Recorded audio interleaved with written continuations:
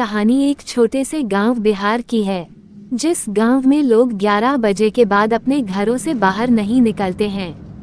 लोगों का मानना था कि गांव में 11 बजे के बाद चुड़ैल का आतंक होता है। वहां के लोग कहते हैं कि कोई 11 बजे के बाद घर से बाहर जाता है तो उसकी लाश के कई टुकड़े मिलते हैं। इसी कारण 11 बजे से पहले लोग अपने घरों में बंद हो जाते हैं। जो बूढ़े व्यक्ति बाहर चारपाई डालकर सोए होते हैं, उनको भी सभी घर के अंदर कर देते हैं। इसी तरह कुछ टाइम बीत गया और इसी खौफ के साथ लोग उस गांव में जीते रहे। लेकिन शहर से सुनील नाम का व्यक्ति उस गांव में आता है। उसे इस गांव के बारे में कुछ भी पता नहीं होता। जैसे वो व्यक्ति इस गांव के चौराहे पर आता है, उसे अजीब अजीब जानवरों की आवाज आने लगता है। वो फिर भी गांव के तरफ बढ़ता है। वह जैसे ही थोड़ा आगे बढ़ा, उसे पीछे किसी की आहट महसूस हुई। वह काफी डर चुका था। वह डर के मारे पीछे मुड़ा, उसे वहां कोई नहीं दिखा। फिर उसे लगा शायद ये उसकी वहम है। रात के करीब 11:30 बज चुके थे। वह वहां से आगे बढ़ा। आगे बढ़ते ही उसे एक वहां रोते हुए औरत दिखती है। उसे लगा इतनी रात आखिर यह रो क्यों रही है।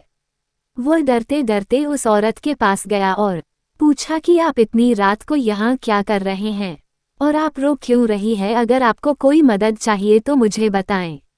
लेकिन फिर भी वो औरत उसकी बातों का कोई जवाब नहीं देती है। वो फिर पूछता है कि प्लीज आप बताएं कि आप इतनी रात को यहाँ क्यों रो रही है, आप रास्ता भटक गई है। ये बात सुनते ही वो औरत अपना मुंह ऊपर करती है। जैसे ही वह मुंह ऊपर करती है, वैसे ही सुनील की मुंह से चीख निकल जाती है। वह देखते हैं कि उसे औरत का शक्ल इतनी गंदी तरह से जला हुआ है। आंख बाहर की ओर लटक रहे हैं और नाक कटी हुई है। ये सब देखने के बाद वहां से तेजी से भागता है। वह भागते भागते एक पेड़ से टकरा जाता है और पेड़ से टकराने के बाद वह पीछे मुड़ता है तो वहां कोई नहीं था और वह राहत की सांस लेता है। जैसे ही वह पेड़ से लग के खड़ा होता है, वैसे ही पेड़ के ऊपर से कटी हुई 2 हाथ उसके सामने लटक जाती हैं। ये देखकर वह काफी जोर से चीखता है, लेकिन उसकी चीख कोई नहीं सुन पाता है। जैसे वहां से आगे भागता है, वैसे ही कटे हुए हाथ उसका गला पकड़ लेती है और जैसे वह पीछे मुड़ता है, फिर से वह औरत उसके सामने खड़ी होती है।